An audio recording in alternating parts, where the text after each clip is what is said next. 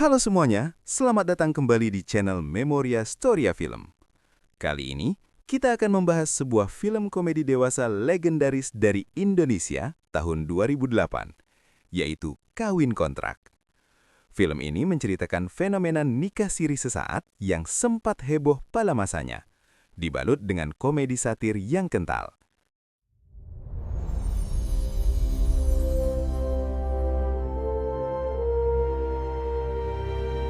Cerita dibuka dengan pembagian kelulusan SMA. Semua siswa bersorak setelah mendapatkan kabar bahwa mereka telah dinyatakan lulus sekolah. Terlihat satu orang siswa yang sedang menggoda dan memberikan rayuan maut kepada seorang siswi. Namun ternyata ada siswi lain yang datang dan menghampar siswa tersebut secara bergantian. Dan akhirnya siswi yang digodai ikut menampar siswa itu juga. Terlihat juga siswa berkacamata memberikan sebuah hadiah kepada seorang siswi. Ternyata, isi kadonya adalah sebuah alat untuk bercocok tanam. Hal itu membuat si cewek murka. Pada saat si cewek memukul siswa berkacamata, bukannya merasa kesakitan, malah merasa keenakan. Siswa yang ketiga, siswa yang terlihat bad boy. Ia terpesona dengan seorang guru. Siswa bad boy itu tanpa basa-basi langsung menghampiri guru tersebut dan curi-curi kesempatan untuk memeluk guru tersebut. Hingga membuat guru itu berteriak meminta tolong. Akibat ulah si siswa bad boy itu. Dan siswa itu akhirnya diseret keluar oleh guru pria. Tentu hal itu membuat siswa yang disebutkan barusan tertawa terbahak-bahak. Karena mereka tahu cowok bad boy adalah penyuka wanita dewasa. Setelah mereka lulus, mereka mengikuti pengajian. Isi pengajian itu bagus bahwa kita harus menghindari zina. Namun di siswa yang kena tampar barusan ternyata salah kaprah. Siswa yang ditampar tersebut malah mengartikan bahwa dengan kawin kontrak, mereka tidak akan mendapatkan dosa karena mereka melakukan zina di dalam pernikahan. Si siswa yang kena tampar pun menghasut si pria berkacamata dan si bad boy untuk ikut melakukan kawin kontrak. Akibat rayuan manis si pria tertampat, akhirnya mereka pun berangkat ke suatu daerah. Setelah menempuh perjalanan yang jauh, mereka akhirnya tiba di suatu terminal. Mereka pun terlihat kebingungan, seperti mencari seseorang. Ternyata mereka sedang mencari orang bernama Kang Sono. Mereka pun akhirnya bertemu dengan Kang Sono. Mereka menyampaikan maksud dan tujuan mereka ke sini, yaitu untuk melakukan kawin kontrak. Sesi negosiasi pun terjadi antara Mang Sono dan 3 siswa tersebut. Setelah mencapai kesepakatan, akhirnya mereka pun berangkat ke lokasi tempat kawin kontrak. Lokasi tersebut bernama Desa Sukasasarean. Mereka pun sampai di desa tersebut. Tanpa basa-basi, karena si Joni ketiga siswa tersebut sudah tidak bisa dikompromi, mereka pun langsung mencari calon istri mereka. Pertama, Dika, siswa berkacamata, ia terpesona dengan wanita yang sedang memukul-mukul kasur.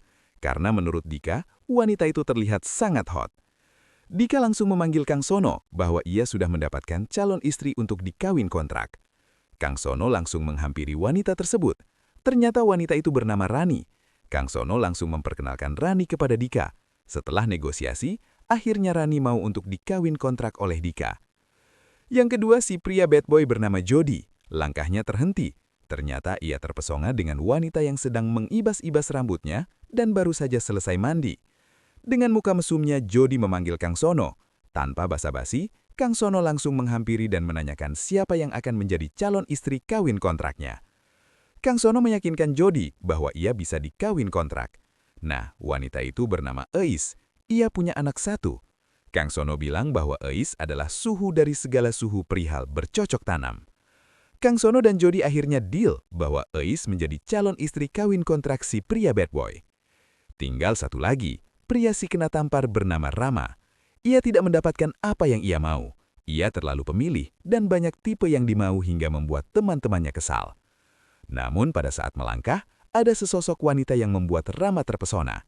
Saat memandang wanita tersebut lebih lama, ternyata banyak bulu keleknya.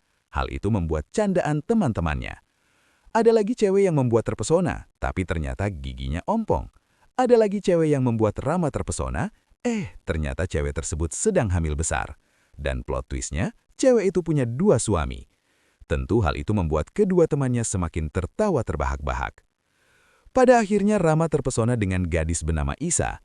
Namun ketika bilang kepada Kang Sono bahwa ia sudah mendapatkan calon istrinya, segera ditolak oleh Kang Sono, karena Isa sudah diboking oleh pria dari Arab. Rama tetap berusaha memaksa kepada Kang Sono, bahkan ia bersedia membayar 2 kali lipat dari pembayaran pria yang booking oleh Fahri. Namun Kang Sono tetap tidak mengindahkan kemauan si Rama tersebut.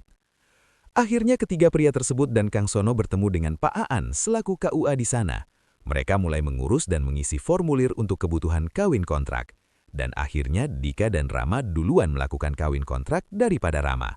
Padahal yang punya ide adalah Rama, malah dia yang belum mendapatkannya. Malam pun tiba, terlihat Dika yang sedang meminum obat dan setelan yang sudah mendapatkan siap tempur. Dika pun mendekati perlahan Rani. Namun Rani terus-terusan beralasan agar dirinya tidak disentuh. Hingga pada akhirnya, Rani beralasan perlu membakar sebuah aroma agar wangi. Ternyata yang dibawa Rani adalah menyan. Dika pun penasaran dan ingin menghangatkan si juniornya. Namun bukannya hangat yang Dika terima, melainkan celana yang kebakar. Dika pun panik, langsung berlari ke toilet. Pada saat di toilet, Rani tidak melewatkan kesempatan. Rani mengunci Dika di dalam kamar mandi. Merasa dirinya kekunci dan hasrat yang sudah di ujung tanduk, akhirnya Dika melakukan senam 5 jari. Dan yap, si Dika gagal mendapatkan malam pertamanya. Kita diajak ke malam pertama jodi. Memang benar kata Kang Tono, Eis adalah suhu dari segala suhu perihal cocok tanam. Eis langsung mendekap Jodi. Pukunya Eis sangat dominan, hingga membuat Jodi melakukan cocok tanam berkali-kali. Ini deh, lihat sendiri cuplikannya sendiri.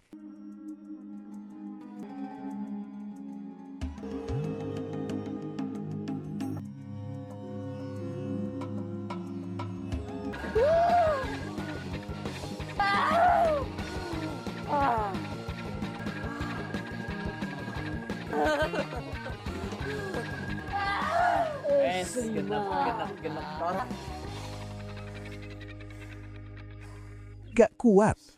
Pagi pun tiba, terlihat Eis menitipkan putranya kepada Jodi. Tentu hal itu membuat Dika dan Rama tertawa terbahak-bahak dan ngecengin Jodi. Mereka pun menceritakan pengalaman mereka, namun Rama meninggalkan mereka. Ternyata Rama berusaha mendekati Isa secara langsung, mulai dari menangkap ikan lele bahkan jalan-jalan di sawah, meskipun Rama terlihat tidak terbiasa berjalan di sawah. Kembali ke percakapan antara Jodi dan Dika, Jodi kemarin kalah dengan round 7-1, dan Jodi berencana akan memakai metode biji karet agar di pertarungan malam kedua ia tidak kalah telak seperti malam pertama. Malam kedua pun tiba, terlihat Rani di ruang tengah nampak gelisah karena dirinya tidak mau di-unboxing oleh Dika. Saking tidak ada alasan lagi untuk menghindar, akhirnya Rani masuk ke kamar. Namun ternyata Dika sudah memakai alat tempur yang aneh. Tentu hal itu membuat Rani ketakutan dan membuat Rani pingsan. Dan yap, hari kedua, Dika gagal lagi bercocok tanam. Di kamar Jodi, Jodi berusaha memasangkan karetnya. Namun pada saat Eis datang dan melihat gemas karena Jodi mengkaretkan itunya, membuat Eis menarik karet tersebut dan menjeblekkannya. Membuat Jodi berteriak kesakitan.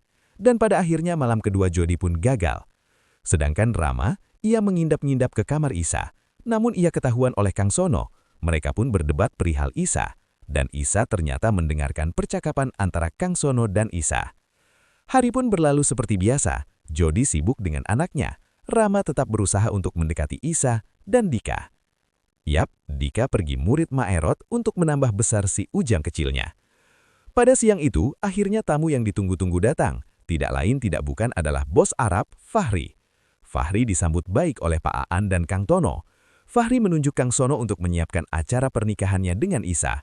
Ia ingin melangsungkan hajatan atau pesta pernikahan selama 3 hari 3 malam.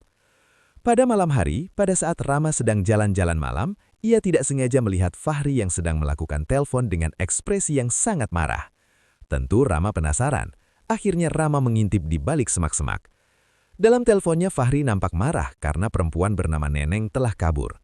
Mendapatkan informasi tersebut, Rama langsung mendatangi kediaman Pak Aan dan Kang Sono.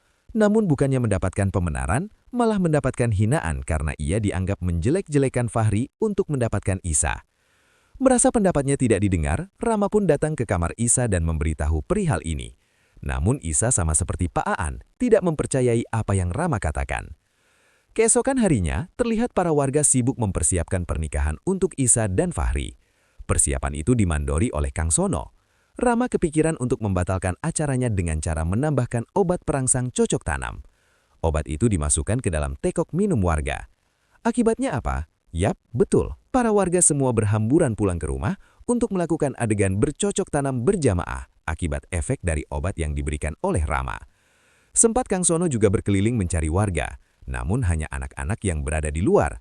Orang tuanya, yap, betul, membuat adegan bercocok tanam. Ada satu wanita juga yang menggoda Kang Sono. Ia adalah istri yang ditinggal suaminya bekerja. Malam harinya, saat Kang Sono sedang melakukan adegan bercocok tanam dengan wanita yang menggoda Kang Sono, Fahri murka karena mengapa permintaan dirinya belum dilaksanakan, bahkan panggung pun belum jadi sama sekali. Di sisi lain, Rani dan Dika sudah siap memakai kostum Hoho Hihe sesuai dengan fantasi Dika. Pada saat akan mulai, tiba-tiba pintu kamar ada yang membuka. Ternyata dia adalah Lena. Ia langsung melabrak Dika dan men-smackdown Dika. Tentu Dika langsung kocar-kacir apa yang telah diperbuat oleh Lena kepada dirinya. Esok paginya, akhirnya mereka berkumpul lagi. Mereka pun merencanakan sesuatu untuk menggagalkan pernikahan Fahri dan Isa. Namun di luar, ternyata Rani mendatangi Dika. Ternyata Rani adalah cewek yang belok. Lena adalah pacarnya Rani. Akhirnya Dika pun pamit dari rumah Rani.